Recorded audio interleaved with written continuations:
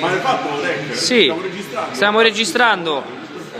What a show! Un mio amico qua, Veramente, guarda, un amicone, siamo un amicone veramente amici. ci alleniamo in Sicilia, io mi alleno, lui deve fare questo. Il film Terminal. Come il direttore arriva a lavoro e cacciamo. Arriva il cavo, il padrone Tiziano, arriva, ci deve chiamare, no, io devo pagare.